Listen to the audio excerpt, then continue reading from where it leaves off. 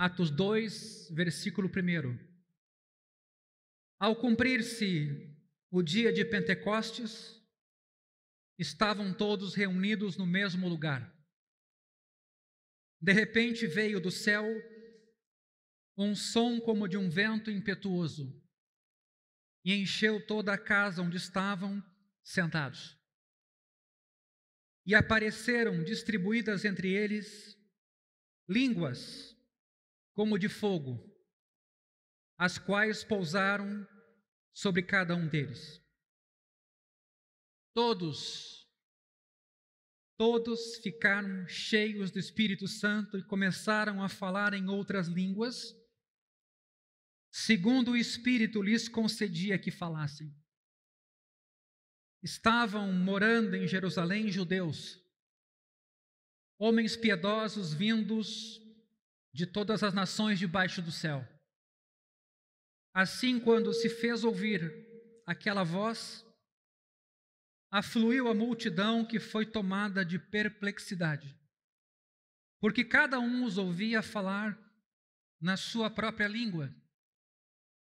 Estavam atônitos e se admiravam, dizendo: Vejam, não são galileus todos esses que estão aí falando? Então, como os ouvimos falar, cada um em nossa própria língua materna? Somos pardos, medos, elamitas e os naturais da Mesopotâmia, Judeia, Capadócia, Ponto e Ásia, da Frígia, da Panfilha, do Egito e das regiões da Líbia, nas imediações de Cirene, e romanos que aqui residem, tanto judeus como prosélitos, cretenses e árabes. Como os ouvimos falar sobre as grandezas de Deus em nossas próprias línguas? Todos atônitos e perplexos, perguntavam uns aos outros: O que será isso? O que será que isso quer dizer? Outros, porém, zombando, diziam: Estão bêbados.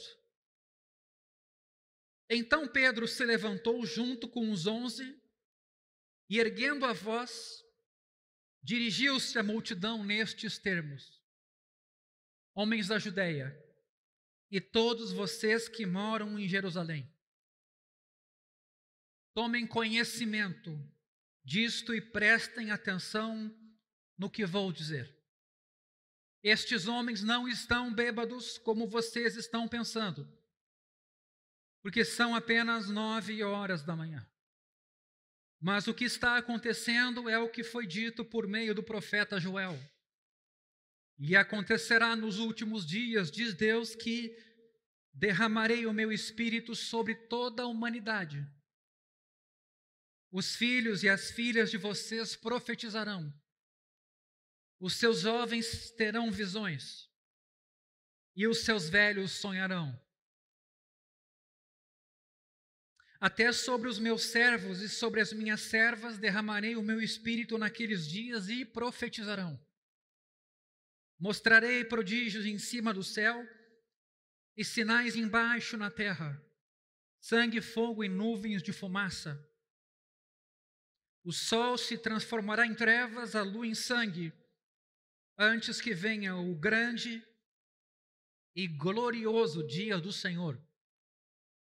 E acontecerá que todo aquele que invocar o nome do Senhor será salvo. Israelitas, escutem o que eu vou dizer. Note a interpretação agora de Pedro do texto de Joel. Jesus, o Nazareno, homem aprovado por Deus, diante de vocês com milagres, prodígios e sinais, os quais o próprio Deus realizou entre vocês por meio dele, como vocês mesmos sabem. E este, conforme o plano determinado e a presciência de Deus, vocês mataram, crucificando por meio de homens maus. Porém, Deus o ressuscitou, livrando-o da agonia da morte, porque não era possível que fosse retido por ela. Porque Davi fala a respeito dele, dizendo: eu sempre via o Senhor diante de mim, porque Ele está à minha direita, para que eu não seja abalado. Por isso meu coração se alegra e a minha língua exulta, além disto também a minha própria carne repousará em esperança. Porque não deixarás a minha alma na morte, nem permitirás que o teu santo veja a corrupção. Fizeste-me conhecer os caminhos da vida, e me encherás de alegria na tua presença. Irmãos, permitam-me falar-lhes claramente a respeito do patriarca Davi. Ele morreu e foi sepultado, e o seu túmulo permanece entre nós até hoje. Sendo, pois, profeta e sabendo que Deus lhe havia jurado que um dos seus descendentes se assentaria no seu trono, prevendo isto, referiu-se à ressurreição de Cristo, que nem foi deixado na morte, nem o seu corpo experimentou corrupção. Deus ressuscitou este Jesus, e disto todos nós somos testemunhas. Exaltado, pois, à direita de Deus, tendo recebido do Pai a promessa do Espírito Santo, derramou isto que vocês estão vendo e ouvindo. Porque Davi não subiu aos céus, mas ele mesmo afirma: disse o Senhor ao meu Senhor, sente-se à minha direita, até que eu ponha os seus inimigos por estrado dos seus pés. Portanto, toda a casa de Israel esteja absolutamente certa de que a este Jesus, um nome comum, alguém que vem de Nazaré, um carpinteiro, a este Jesus que vocês crucificaram, Deus o fez Senhor e Cristo. Esse é o sermão de Pedro. Vamos continuar ainda lendo, mas note que um evento oportuniza que sermão seja dado. E o sermão se remete aos profetas. E agora Pedro interpreta os profetas para dizer o sentido daquilo que eles queriam anunciar. Mas tem um resultado. Um primeiro, que são os 120, sobre quem o Espírito Santo desce, mas agora os ouvintes, para quem Pedro está pregando. Versículo 37. Quando ouviram isso, ficaram muito comovidos e perguntaram a Pedro e aos demais apóstolos: que faremos, irmãos? Pedro respondeu: arrependam-se. Arrependam-se. Num mundo como o nosso hoje, em que às vezes a própria igreja perdeu um pouquinho sua identidade, o seu lugar, a mensagem do Evangelho é: arrependam-se. E cada um de vocês seja batizado em nome de Jesus Cristo para a remissão dos seus pecados. E vocês receberão o dom do Espírito Santo. Note o que precede esse dom. Arrependam-se. Recebam purificação. Recebam o Espírito Santo. Porque a promessa é para vocês e para os seus filhos.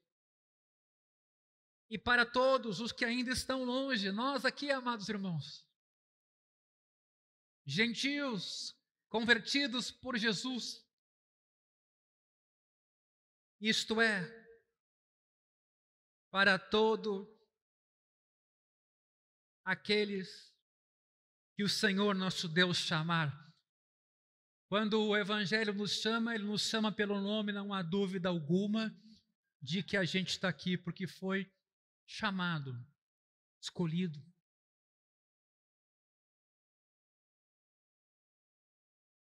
Com muitas outras palavras,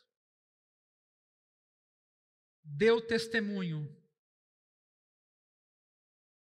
e exortava-os, dizendo: salvem-se dessa geração perversa. Então, os que aceitaram a palavra de Pedro foram batizados. Eles acolheram a palavra. O batismo não é um banho de água somente. O batismo é um ato que se segue ao arrependimento, à fé em Cristo. Havendo um acréscimo naquele dia de quase 3.000 pessoas. Meus irmãos, dos que ouviram a palavra naquele dia, quase 3.000 se arrependeram, creram em Jesus e foram batizados nas águas. Não é dito explicitamente no versículo 41 que eles receberam remissão de pecados e o dom do Espírito, mas isso está pressuposto quando ali o texto diz que eles aceitaram a palavra. O apóstolo Pedro havia prometido que eles receberiam essas dádivas se arrependessem, crescem e fossem batizados. Sabemos então que os quase 3.000 foram batizados ao aceitarem a palavra de Pedro. Isso leva à conclusão de que 2 diferentes grupos de pessoas recebem o batismo ou o dom do Espírito aqui no dia de Pentecostes. 2 grupos. Os 120 que estavam reunidos no início, a quem Jesus havia orientado a esperar em Jerusalém a promessa do alto, e agora os 3.000 para quem Pedro prega e que também se convertem. Note estes 2 grupos recebendo o dom do Espírito Santo. Parece que os 3.000 não experimentaram os mesmos fenômenos miraculosos que os 120. O som de vento impetuoso, as línguas de fogo, quem sabe as línguas estranhas, que eram línguas maternas. Pelo menos não lemos nada sobre isso nesse relato de Atos 2. Porém, devido à promessa de Deus, através de Pedro, eles devem ter herdado a mesma garantia e devem ter recebido o mesmo dom. Veja os versículos 33 e 39 desse capítulo. Pedro está pregando: exaltado, pois, à direita de Deus, tendo recebido do Pai a promessa do Espírito Santo, derramou isso que vocês estão vendo e ouvindo. Ok? Agora o versículo 39. Porque a promessa é para vocês e para os seus filhos e para todos. Note a palavra de novo, promessa. Todos os que ainda estão longe. Isto é, para todos aqueles que o Senhor nosso Deus chamar. No futuro. Mesmo assim, havia uma diferença entre esses 2 grupos, embora a promessa seja a mesma. Os 120 já eram regenerados, seguidores de Jesus. E agora então recebem o batismo do Espírito depois de esperar 10 dias em oração naquele espaço. Os 3.000, por sua vez, não eram crentes em Cristo e receberam o perdão de pecados e o dom do Espírito ao mesmo tempo. Imediatamente após terem se arrependido, crido, não precisaram esperar nenhuma outra fase, nenhum evento futuro, eles são tomados pelo Espírito Santo. Preste bem atenção nessa manhã. Essa distinção entre os dois grupos, o dos 120 e o dos quase 3.000, é muito importante. Porque a norma para hoje, sem dúvida, a norma para nós, a referência para nós hoje é o segundo grupo. Esse é o evento que vai se repetir enquanto o evangelho é pregado. O dia de Pentecostes foi único. O cumprimento da promessa de Joel, o derramamento do Espírito, o cumprimento de tudo aquilo que havia sido anunciado.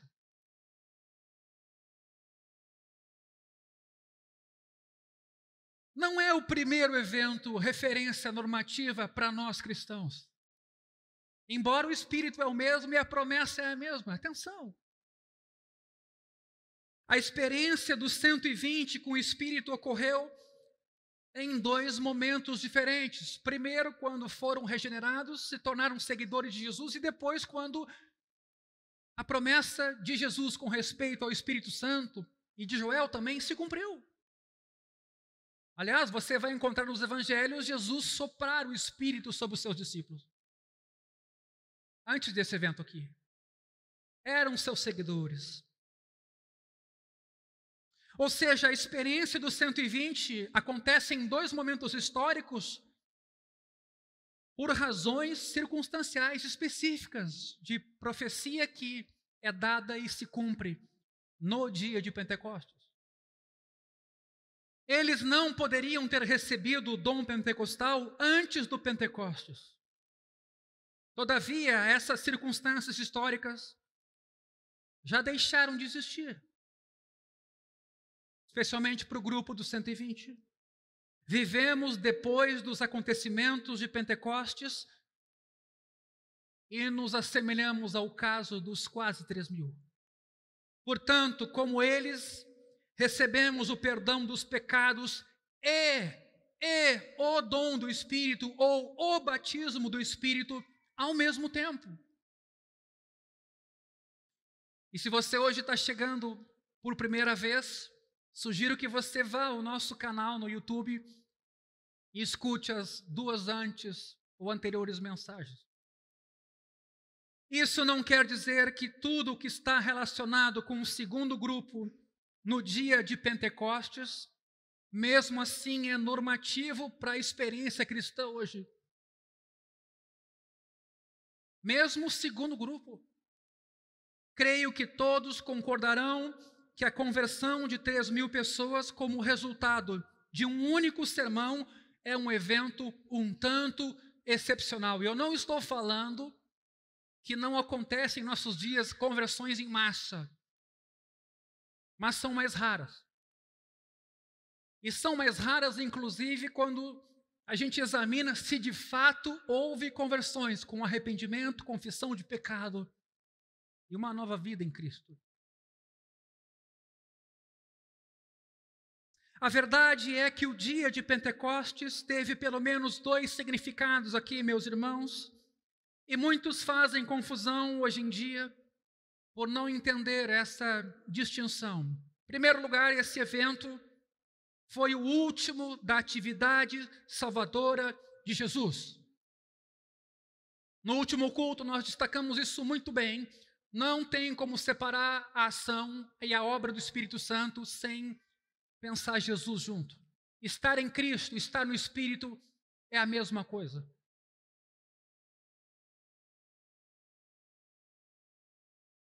Esse evento foi o último da atividade salvadora de Jesus. Salvem-se desta geração perversa. Arrependam-se, disse Pedro, e recebereis o dom do Espírito Santo. O derramamento do Espírito prometido há tanto tempo vem depois da morte, ressurreição e ascensão de Jesus. Nesse sentido, meus irmãos, esse dia deu início a uma nova era messiânica, a era do Espírito, onde vivemos o ministério do Espírito e não o ministério da lei de Moisés. Essa era é singular. Assim como a morte do Salvador não pode ser repetida, nem sua ressurreição ou ascensão, suas bênçãos, no entanto, existem para todos os que pertencem a Cristo, a todos a quem Deus chamar, mesmo os que estão ainda longe. Desde aquele dia, todos os cristãos, sem exceção, se tornam participantes desta nova era e recebem os dons do perdão e do Espírito, que Cristo nos tornou acessíveis por sua morte, e é ao ter o Espírito Santo sido derramado. Nesse sentido, os que se converteram no dia de Pentecostes como resultado da pregação de Pedro são, sim, exemplos para todos os crentes do futuro, para nós aqui também. Porém, o dia de Pentecostes tinha ainda um outro sentido, mais inesperado.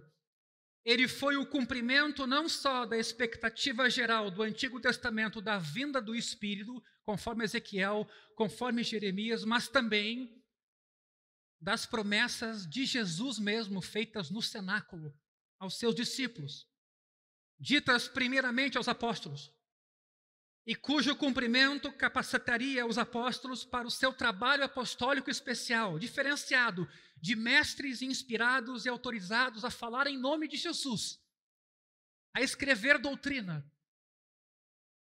a escrever a Bíblia. Mas o Pentecostes ainda tem um terceiro sentido.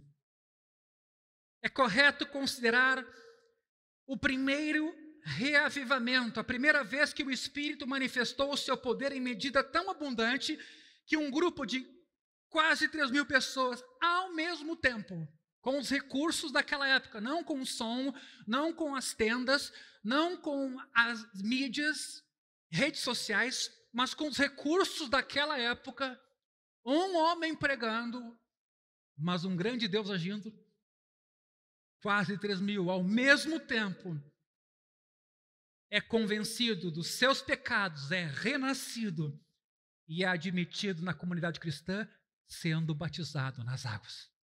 Meus irmãos, não pensem em 3.000 dentro do conceito de produtividade de hoje ou de alcance que recursos nos dão hoje.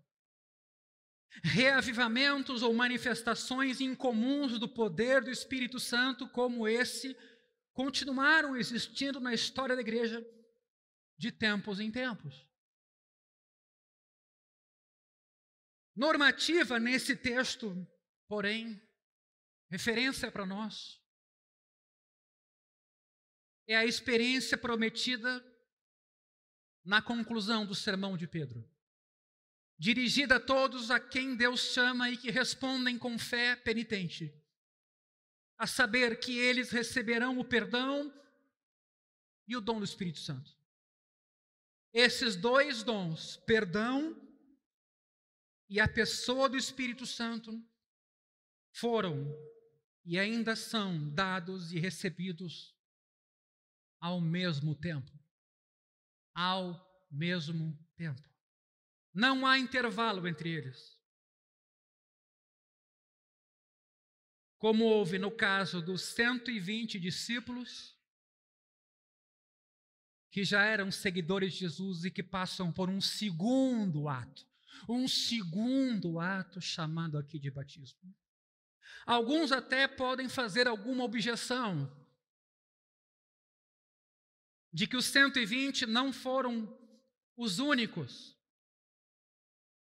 a ter um segundo ato, uma segunda experiência com o Espírito Santo, que muitos hoje chamam de batismo.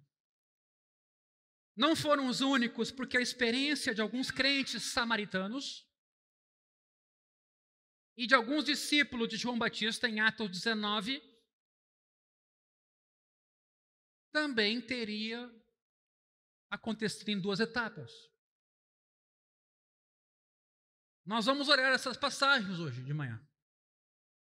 Mas antes disso, é preciso repetir que a doutrina do Espírito Santo não pode ser deduzida de passagens descritivas no livro de Atos.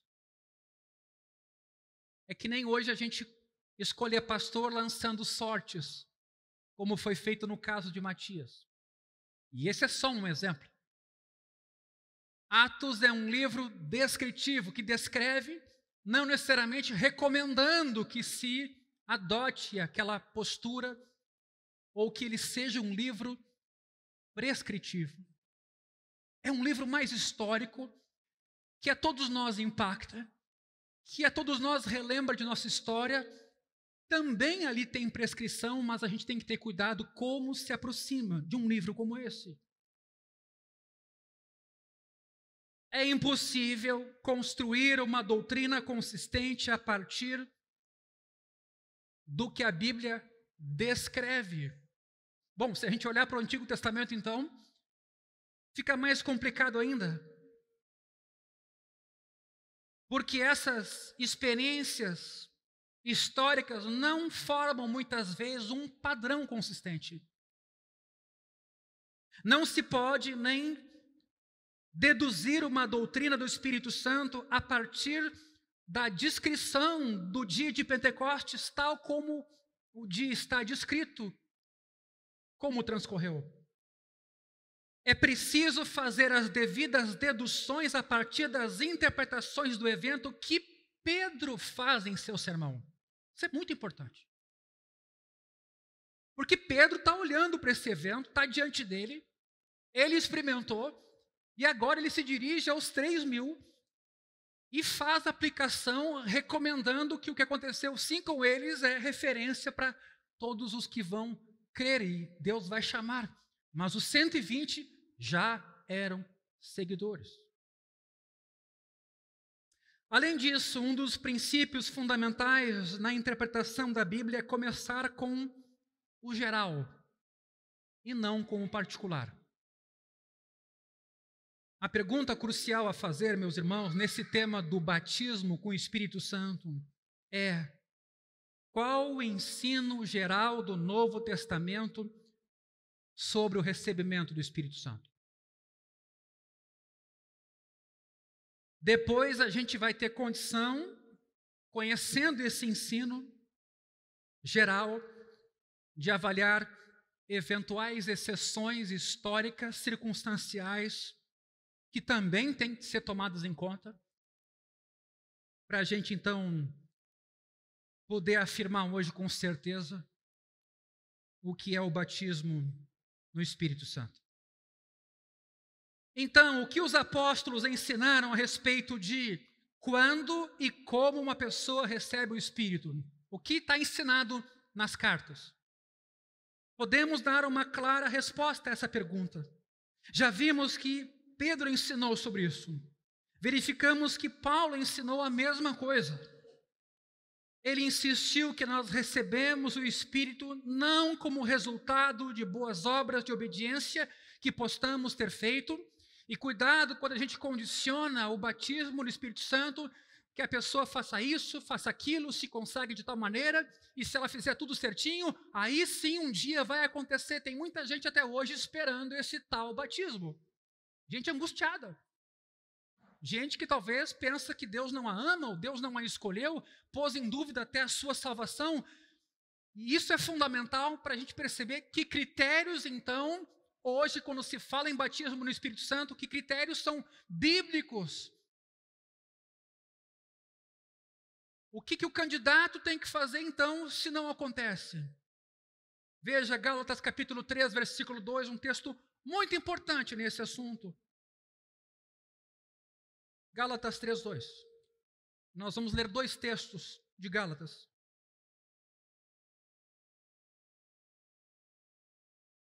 Podemos ler desde o versículo 1.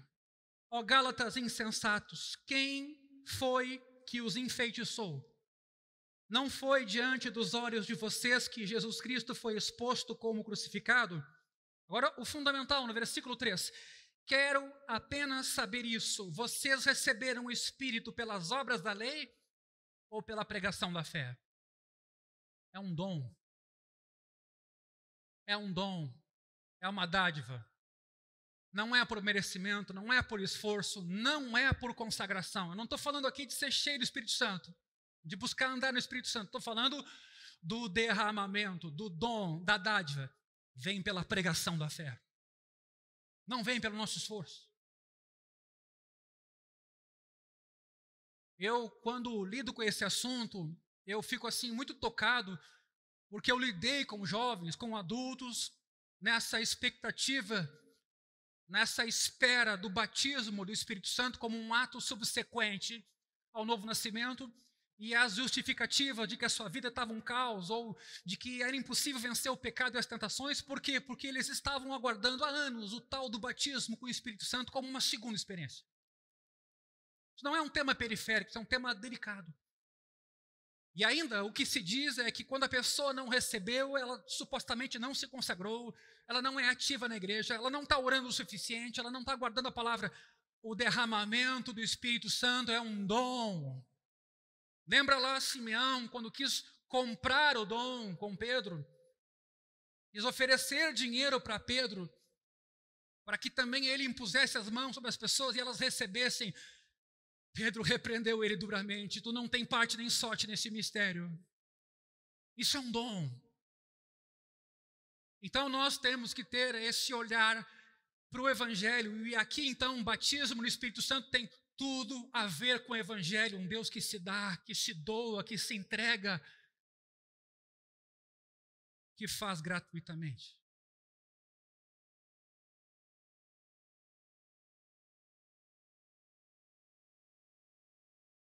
Uma outra tradução aqui de Gálatas 3:2 diria assim: recebemos o Espírito Santo porque ouvimos e cremos nas boas notícias do Evangelho. Mas isso está escrito de forma mais simples ainda no capítulo 3, versículo 14. Quando está falando ali Paulo da obra de Jesus, diz lá, para que a bênção de Abraão chegasse aos gentios em Cristo Jesus, a fim de que recebêssemos pela fé o Espírito prometido. Você recebe, você não produz, você não dá uma empurrada. Uma vez eu traduzi uma pessoa que falava sobre batismo no Espírito Santo, que eu tive que parar a tradução, porque ele queria forçar um batismo no Espírito Santo articulando palavras, sugerindo fonemas, sugerindo até uma espécie de movimentação mecânica aqui do maxilar. Eu parei a tradução. Porque às vezes nesse afã de que a gente precisa ter o Espírito Santo, e às vezes até define culto de batismo no Espírito Santo, eu fico pensando como nós imaginamos que o Espírito Santo é uma pessoa ou é um poder que a gente usa quando quer e define, decide quando que ele vai cair. Tudo isso nos faz ter uma leitura sobre o Espírito Santo onde a gente é o centro, onde a gente faz ele produzir, onde a ideia de Deus é uma ideia reativa, quer dizer, eu peço e Deus me responde. Eu tomo atitude e Deus reage. Pois Deus não divide a sua glória com ninguém, meus irmãos. Na verdade, tudo começa em Deus. Nós amamos porque Deus nos amou primeiro. Nós estávamos mortos em delitos e pecados e Deus foi em nossa direção nos salvar. Esse eixo está todo invertido hoje. E o ser humano cada vez mais tem ocupado um espaço que não lhe pertence. Tem recebido sobre si holofotes que não são justos e devidos. Isso não é um tema periférico. O contexto deixa claro aqui, meus irmãos, que essa fé não é um segundo ato de fé depois da conversão, mas a fé salvadora, a fé que responde, reage ao Evangelho e recebe a Cristo no coração.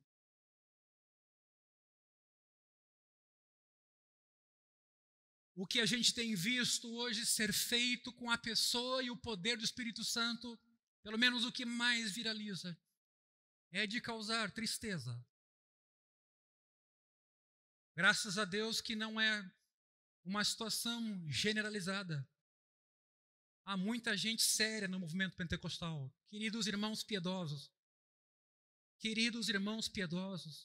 Aliás, no Brasil hoje vem se fortalecendo a teologia pentecostal. Gente robusta vem lidando com essa temática e, quem sabe, colocando alguns limites em alguns abusos e exageros que viralizam aí.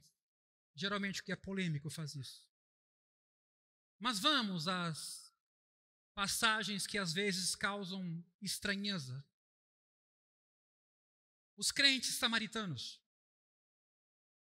Depois de entendermos o ensino geral e claro de Jesus e dos apóstolos de que o dom ou batismo no Espírito é uma bênção universal, um bem comum a todos os filhos de Deus, estamos prontos então para ir a essas duas passagens de Atos, de novo, um livro histórico, onde muita coisa aconteceu, onde também no capítulo 15 a igreja teve que se reunir no seu primeiro concílio. Por quê? Porque gentios estavam se convertendo e judeus, muitos deles já eram crentes. E aí ficou aquela dúvida. Moisés é pregado na sinagoga, e agora esses judeus vão continuar guardando uma parte da lei, mas e os gentios? Vamos dizer que para eles não vale mais a lei? E aí o concílio chega a um acordo, escute, circunstancial, temporário, que não serve para hoje. Não comam sangue. Às vezes a gente vai para esse texto de Atos 15, né, e começa a pensar, bom, mas então acabou o churrasco do gaúcho. Só muito bem passado. O sentido ali daquele texto era circunstancial, porque Moisés era líder em todas as sinagogas, e se os gentios de uma hora para outra vivessem a plena liberdade em Cristo, esses judeus não iam entender que eles não guardavam outras tradições da lei de Moisés. Então, em Atos, há coisas circunstanciais. Ou seja, parece que aqui, com os crentes samaritanos,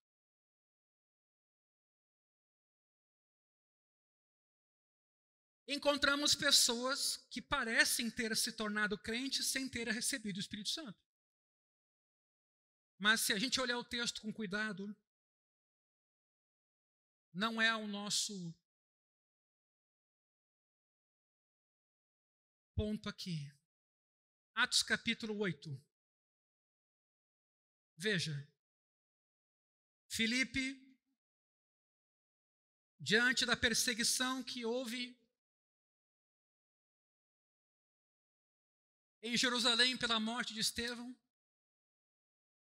a igreja se dispersou, os apóstolos se mantiveram na cidade.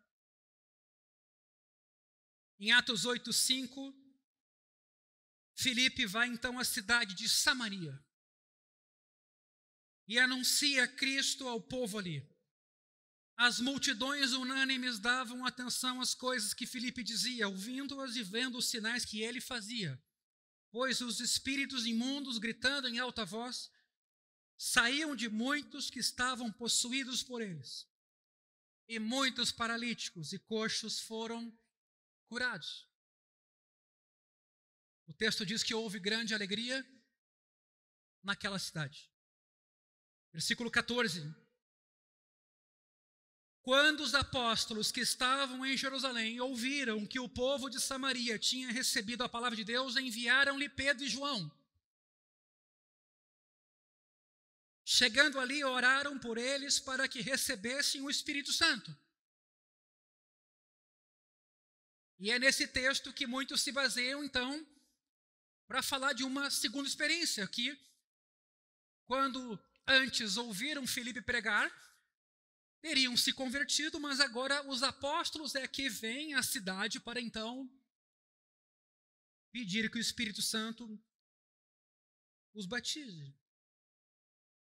Versículo 16, pois o Espírito ainda não havia descido sobre nenhum deles. Olha a coisa que se pode construir disso. O Espírito não havia descido. Então, o que aconteceu com esses samaritanos que se converteram? Supostamente se converteram. Tinham apenas sido batizados em nome do Senhor Jesus. Então lhes impuseram as mãos e eles receberam o Espírito Santo. Quando Simão viu que pelo fato de os apóstolos imporem as mãos era concedido o Espírito Santo, ofereceu-lhes dinheiro, e aí a gente conhece essa história. Meus irmãos, Filipe aqui, evangelista, prega o evangelho em Samaria e muitos creem e são batizados. Dificilmente pode haver dúvidas de que eles eram cristãos genuínos. A única exceção, quem sabe aqui, pode ser esse mago Simão. O texto diz que ele abraçou a fé, mas a integridade dessa fé talvez não tenha sido possível verificar.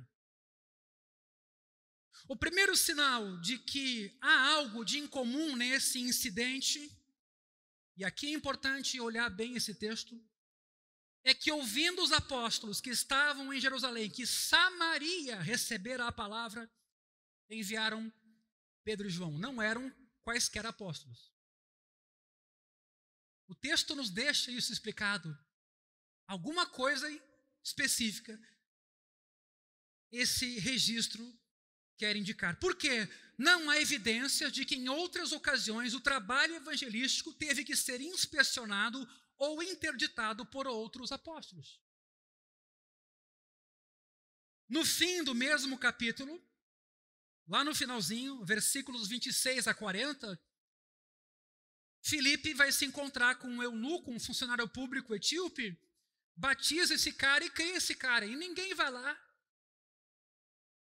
como apóstolo para verificar o que aconteceu ou para impor as mãos sobre o tal etíope e conferir o batismo do Espírito Santo. Então, que explicação há para esse procedimento excepcional de uma delegação apostólica de 2 apóstolos saírem da sua cidade e irem a Samaria? Meus irmãos, a resposta mais provável não é que essa foi a primeira vez que o evangelho tinha sido pregado em Jerusalém, como alguns sustentam. Então é a primeira vez que o evangelho sai de Jerusalém e entrou numa cidade onde não predominam os judeus puros, digamos assim. Então os apóstolos têm que ir lá e averiguar o que está acontecendo. Não. Esses convertidos eram de fato samaritanos. E eram convertidos. Certamente está nisso a importância dessa história no relato de Atos, sobre a missão cristã no mundo. Lucas está descrevendo como a ordem pré-pentecostal de Jesus está se cumprindo. Lembra lá Atos 1:8? Sereis minhas testemunhas, tanto em Jerusalém como em toda a Judeia e Samaria e até os confins da terra. Agora está acontecendo o negócio. E está acontecendo em Samaria, inclusive. A decisão de Filipe de proclamar Cristo aos samaritanos foi uma atitude corajosa, não programada.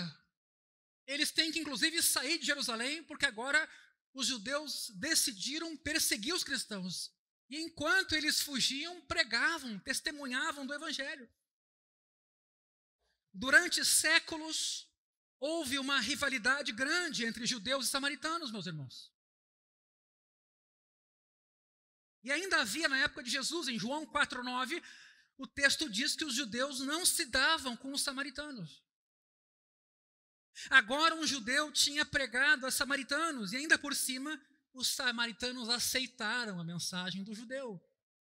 No caso aqui, Filipe. O que vai acontecer?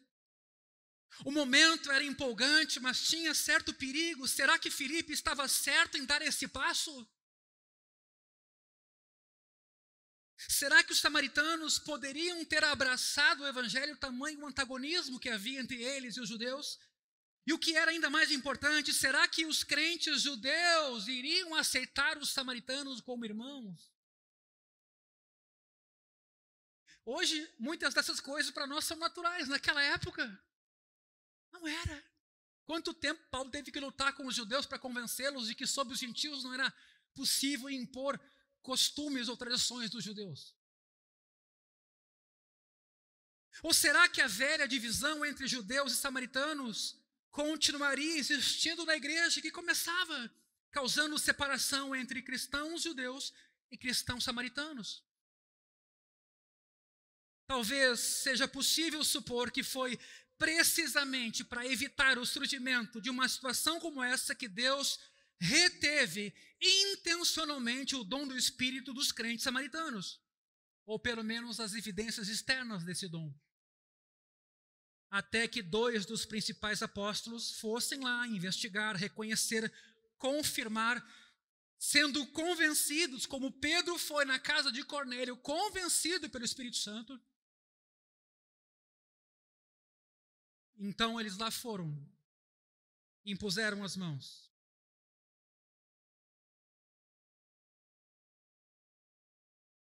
Sendo esse incidente de Samaria tão circunstancial, tão atípico, quando a gente pega esse incidente, dele faz uma norma, a gente vai ter um problema. E isso é muito comum entre nós. É difícil entender por que a maioria de cristãos renovados e alguns carismáticos podem considerar esse evento como uma norma necessária para as experiências espirituais de hoje. Ou seja, que o Espírito Santo é concedido só num segundo momento, após a conversão. É difícil justificar o ponto de vista também católico a partir desse texto, escute bem isso, de que o Espírito Santo é transmitido somente com a imposição de mãos apostólicas, que são os apóstolos que sucedem Papa, na verdade, como uma autoridade delegada. É isso que o catolicismo sustenta. Será que não está claro no restante do Novo Testamento que tanto a ocasião como os meios do dom aos samaritanos foram atípicos, excepcionais? Assim como o concílio de Jerusalém em Atos 15. Nesse caso, nem a experiência em 2 estágios, nem a imposição de mãos é norma para receber o Espírito Santo nos dias de hoje. Sim, porque até isso se construiu, de que seria necessário que pastores impusessem as mãos sobre as pessoas para então elas receberem o Espírito Santo. Bom, mas aí, na casa de Cornélio, primeiro exemplo que me ocorre, isso não aconteceu. Com os 120 não aconteceu. Com os 3.000 não aconteceu. Por isso que quando a gente coloca que precisa orar para Deus levantar trabalhadores na sua seara, e mais ainda, orar para Deus levantar pastores, para a igreja treinar pastores, para pastores investirem em formação para fazer o trabalho que eles fazem, isso é muito sério. Está lá 1 Timóteo capítulo 3, falando dos requisitos para alguém ser pastor, e em Timóteo mesmo, uma das coisas que vai dizer é que o obreiro se mostre aprovado, que maneje bem a palavra da verdade. O sentido ali é o evangelho. Você pode pegar a Bíblia e pregar sobre ela e não pregar o evangelho. Você pode citar a palavra evangelho e não pregar o evangelho. Basta colocar, por exemplo, o homem como quem faz, quem provoca a Deus, quem toma iniciativa, a quem apenas Deus responde. Para quem vai ser a glória? Quem vai ser o centro nesse caso? E o pior ainda não é só que isso glorifica o ser humano, mas se é na mão do ser humano que está a coisa, aí nós estamos perdidos, meus irmãos. Aí nós estamos aqui praticando a ceia em cima dos nossos esforços e a gente nunca vai saber se eles foram suficientes. Que bom que não é por nossos méritos, que bom que é pela graça em Cristo que fomos justificados pela fé somente. E podemos então ter paz com Deus. Esse assunto não é periférico. Esse assunto não é nem um pouco assunto próprio para academia ou para debates teológicos. Estou finalizando. alguns carismáticos, e nós nos consideramos carismáticos, é bom dizer. É bom dizer isso. Eu creio nos dons do Espírito Santo, eu creio no enchimento do Espírito Santo, eu creio numa igreja cheia do Espírito Santo. Não só creio, busco isso, acho que essa comunidade deve buscar cada vez mais isso, de que precisamos do poder de Deus para pregar o Evangelho e para muitas outras coisas. Nós somos uma igreja carismática. Já disseram por aí que nossos cultos são como uma missa? Ou já disseram por aí que a gente é luterano? Ou já disseram por aí, sei lá, que a gente não crê no Espírito Santo? Bom, e aí, nós não temos poder sobre isso.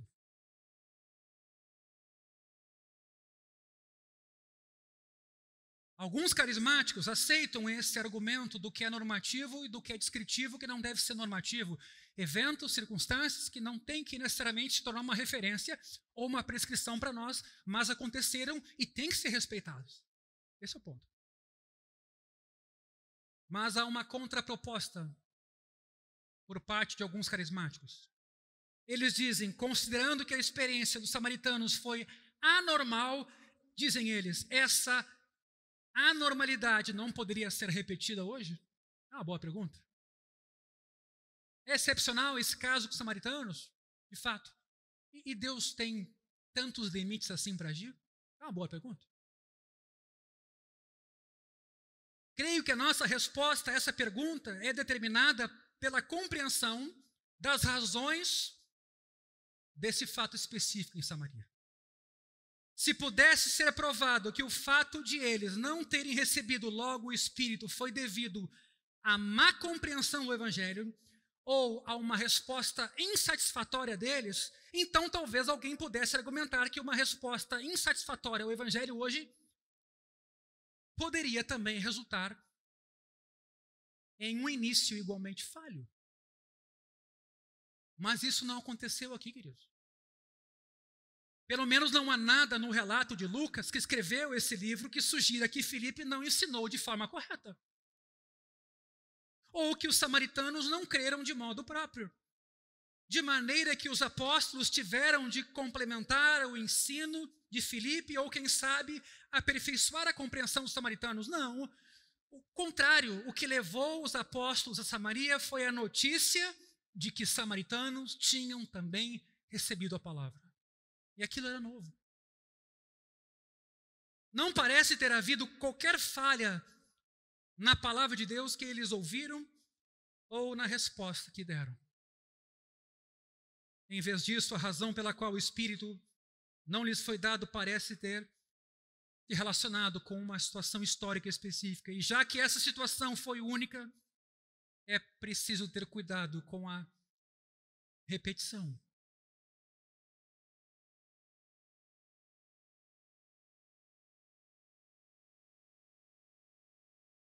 Eu ia examinar agora o Atos 19 com vocês.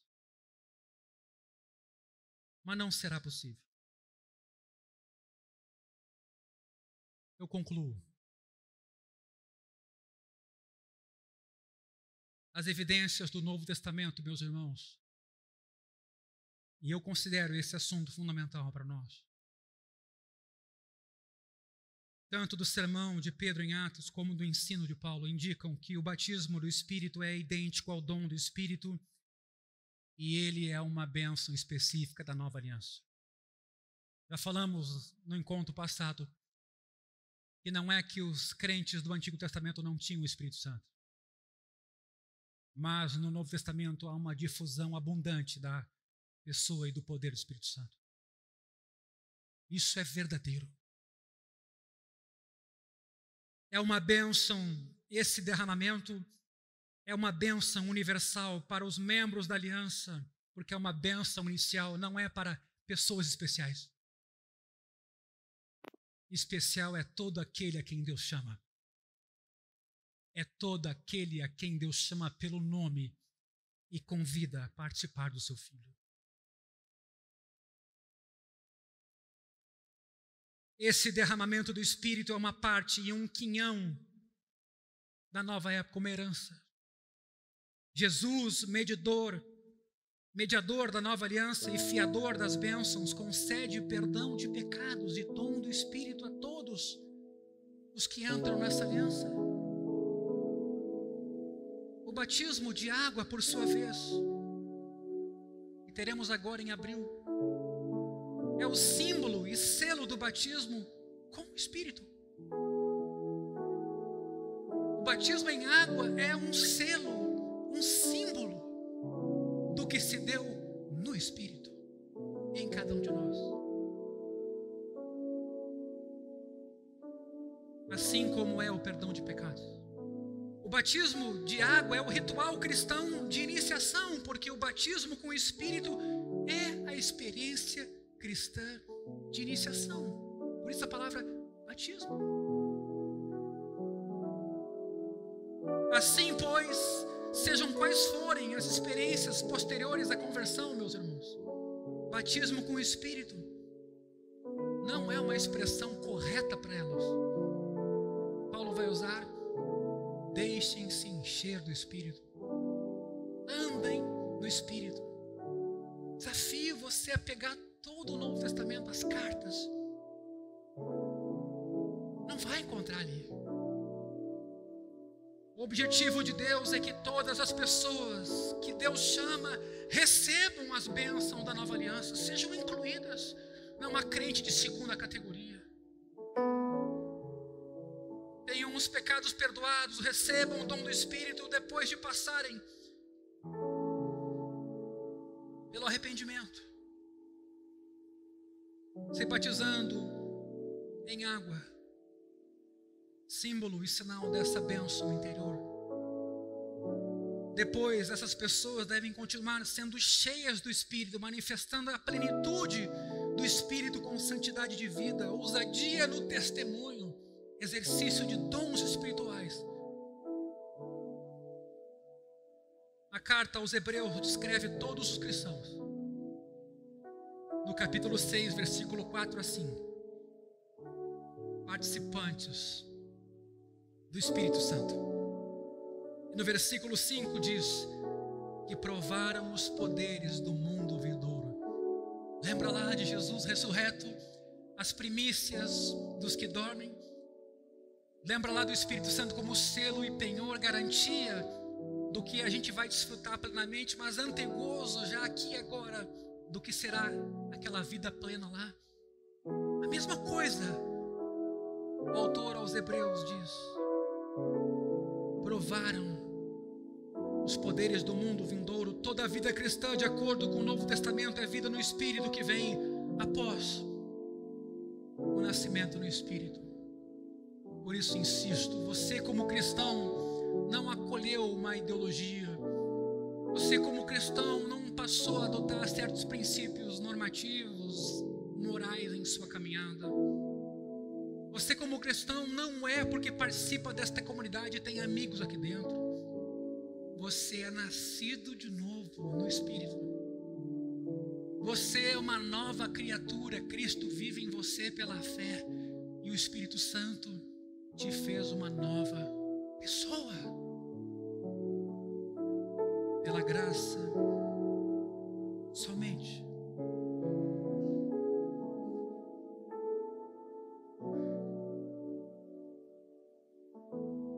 A ênfase indiscutível das cartas do Novo Testamento não é impor aos leitores cristãos alguma bênção totalmente nova e diferente, mas nos lembrar do que somos pela graça.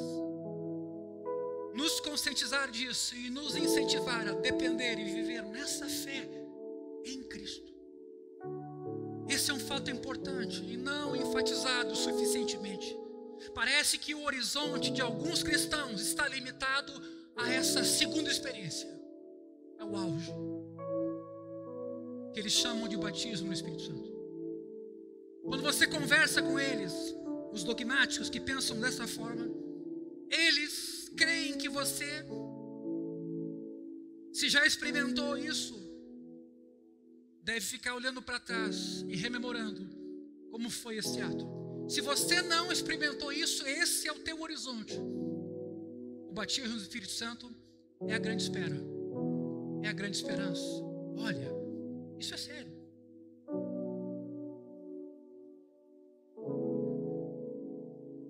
Então, meus irmãos, quer estejam olhando para o passado, quer para o futuro, é o batismo no Espírito como segunda experiência que preenche os seus horizontes.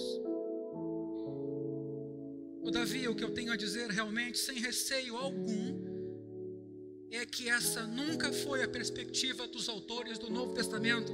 Esses, quando olham para o passado, relembram o grande feito de Deus quando Ele nos pôs em Cristo, nos justificou, redimiu, regenerou e recriou. E é por isso que o pentecostalismo tem que ter seu cuidado para não errar a mão e esquecer que tudo converge em Cristo. Por meio dele tudo foi criado, para ele tudo é voltado e convertido, nele tudo subsiste.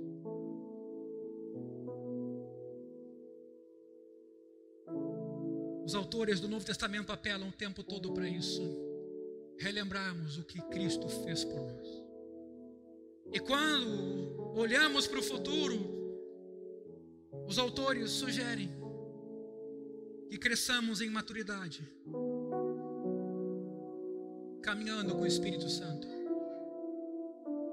mortificando os velhos feitos da carne. Quando João, na sua primeira carta, trata da necessidade de santidade, com que ele relaciona a santidade, não com batismo no Espírito especial que os seus leitores deveriam ter ou deveriam ter tido, mas com o fato de terem nascido de novo. Santidade. 1 João 3,9: todo aquele que é nascido de Deus não vive na prática do pecado, não pode ver pecando, porque é nascido de Deus. A mesma coisa diz no capítulo 5, versículo 18: todo que é nascido de Deus não vive em pecado. Não me entenda mal. Nós precisamos do Espírito Santo. Às vezes, até com boa intenção, é que essa doutrina do batismo enquanto segundo ato foi construída. Eu apenas chamaria esse segundo ato de um novo enchimento. E de sucessivos novos enchimentos que a igreja deve buscar, não só o segundo ato. Porque aqui tem um outro problema. Eu tive o segundo ato, mas hoje você não vive uma vida cheia do Espírito Santo, não tem uma vida de oração, de leitura com a Escritura, não tem uma comunhão rotineira com a igreja, você vive uma vida louca. Batismo no Espírito Santo é o que daí? Você está entendendo o sentido prático dessa doutrina que foi construída em cima de textos circunstanciais?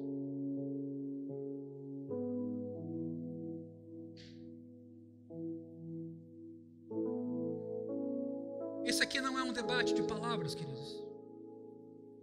A verdade fundamental destacada aqui é que, nos unindo a Cristo, Deus nos deu tudo. Ou será que Cristo não é suficiente? Olha o que a gente pode construir com essa super elevação feita ao Espírito Santo em detrimento das demais pessoas. Não. Jesus disse sobre o Espírito Santo que ele ia receber do que era seu e nos ia anunciar. E que o papel do Espírito Santo era glorificar o Filho. Por isso Paulo escreveu aos Efésios que fomos abençoados com toda sorte de bênção celestial em Cristo. E é por isso que somos uma igreja cristã. É por isso que Cristo tem o lugar que tem. Por isso que a ceia é ceia do Senhor. A gente não pode perder de vista o que a palavra de Deus diz a todos nós.